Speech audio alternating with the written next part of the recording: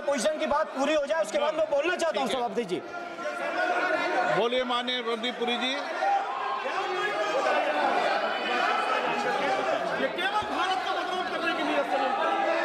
Honorable Speaker, sir. Honorable Speaker, sir. I rise to inform.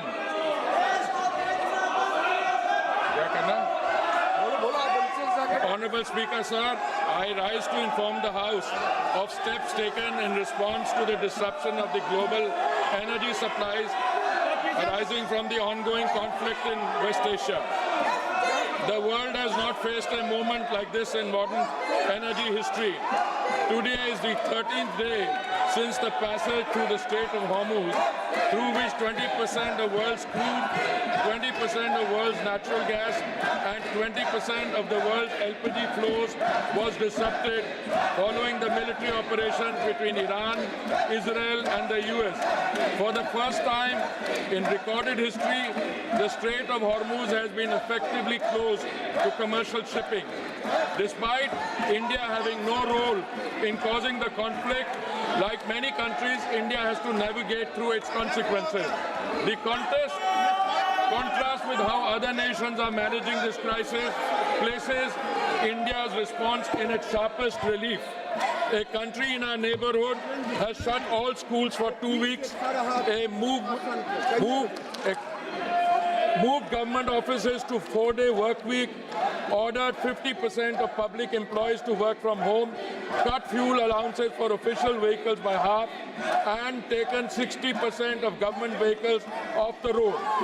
This country has experienced the largest single fuel price increase in its history, with petrol up approximately 20% in a week. In another neighbor, has closed universities early and brought forward the Eid al-Fitr holiday to save fuel. Countries in Southeast Asia have also had to take energy rationing and conservation measures. Honorable Speaker, sir, India's crude supply position is secure and volumes secured exceed what the Hormuz would have delivered. Before the crisis, approximately 45% of India's crude imports transited through the Hormuz route. Thanks to the Honorable Prime Minister's outstanding diplomatic outreach and goodwill, India has secured crude volumes that exceed what the disrupted Strait of Hormuz could have delivered in the same period. Non-Hormuz sourcing has risen to approximately 70% of crude imports, up from 55% before the conflict began. India sources crude from 40 countries as against 27 in 2006 and 7. This structural diversification, built through sustained policy over successive years, has given us options that other nations find themselves without. Refineries are operating at high capacity utilization. In several cases, they are exceeding 100%.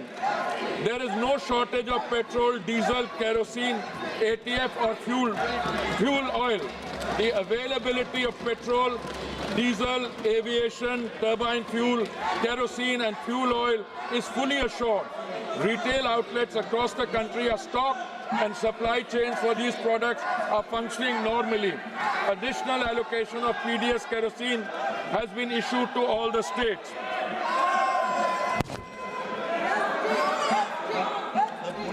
Honorable Speaker, sir, natural gas supply has been managed through prioritized allocation and the position is stable, well beyond immediate need. India produces approximately 90 million metric standard cubic meters per day of natural gas domestically. A further 30 million metric standard cubic meters per day was previously imported through Gulf sources, now affected by the force majeure declaration of a major Qatari processing facility. The force majeure declaration, the Natural Gas Control Order issued on 9th March 2026 under the Essential Commodities Act established an immediate priority sequence. Domestic pipe gas goes to homes and CNG for vehicles, receives 100% supply with no cuts. Industrial and manufacturing consumers will receive upon 80% of their previous 6 months average. Fertilizer plants will receive up to 70%, protecting the agricultural input chain ahead of the sowing season. Refineries and petrochemical units absorb a managed reduction with the House that the shortfall has been substantially upward through alternative procurement. Large LNG cargoes are arriving on an almost daily basis through alternative supply routes, and India has sufficient gas production and supply arrangements to sustain this position even in the event of a prolonged conflict. Power generation for every household and for industry is fully protected. Honorable Speaker, sir, it should be noted that India was previously importing approximately 60% of the LPG requirements from Gulf countries such as Qatar, UAE, Saudi Arabia and Kuwait, and 40% is produced domestically. Procurement has now been actively diversified, with cargoes being secured from the United States, Norway, Canada, Algeria and Russia, in addition to Gulf sources. The LPG control order issued on 8th March 2026 directed all refineries to maximize LPG yields and channel the entire output of C3 and C4 hydrocarbon streams comprising propane, butane, propylene and butenes exclusively to the 3 oil marketing companies for domestic cooking gas. Hence, in the last 5 days, LPG production has been increased by 28% through refinery directive, and further procurement is actually underway. Modi government's foremost priority is that the kitchen of India's 33 crore families, especially the poor and the underprivileged, do not face any shortage. Domestic supply is fully protected and the delivery cycle is unchanged. The standard time for booking to delivery for domestic LPG cylinders remains 2.5 days, unchanged from pre-crisis norms.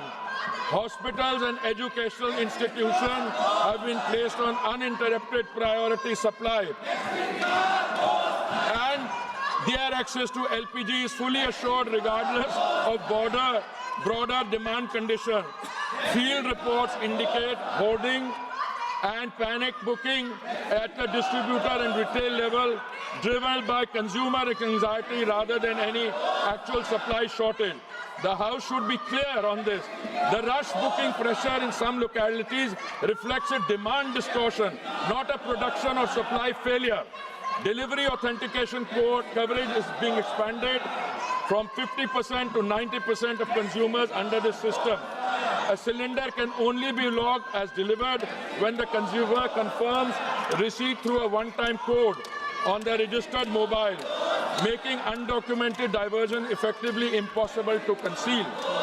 A 25-day minimum booking period has been introduced as a demand management measure in urban areas and 45 days in rural and Durgam Kshetra areas. OMC field officers and the anti-adulteration cell are coordinating enforcement at the distributor level.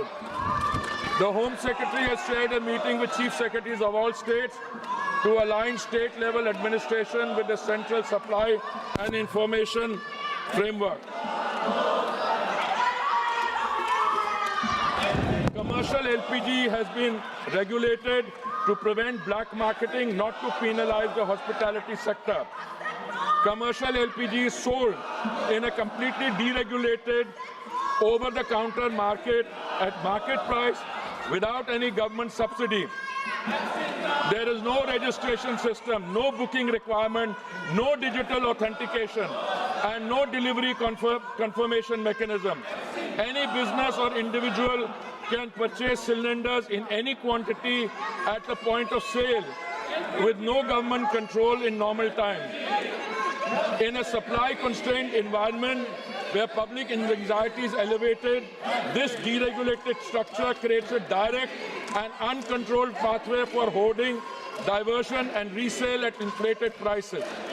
Had commercial supply have been diverted to the grey market at the expense of genuine commercial consumers and domestic households alike, the government has therefore taken the responsible course to regulate this channel with clear priorities and a transparent allocation mechanism. A 3-member committee comprising executive directors from IOCL, HPCL and BPCL was constituted on 9th March 2026. Extensive meetings have been held and state civil supply departments and restaurants associations across the country and are continuing. The committee has assessed genuine need by geography and sector to ensure available commercial volumes reach commercial LPG requirement is going to be supplied from today by OMCs in coordination with the state government so that there is no hoarding or black marketing. Honorable Speaker, sir, alternate fuel options are being activated to ease pressure on LPG and gas channels. Kerosene is being made available through retail outlets and PDS channels, and fuel oil is being made available for industrial and commercial consumers. The Ministry of Environment has advised state pollution control boards to permit for the duration of this crisis period the use of biomass, RDF pellets and kerosene coal as alternate fuels for the hospitality and restaurant segment for 1 month, which would enable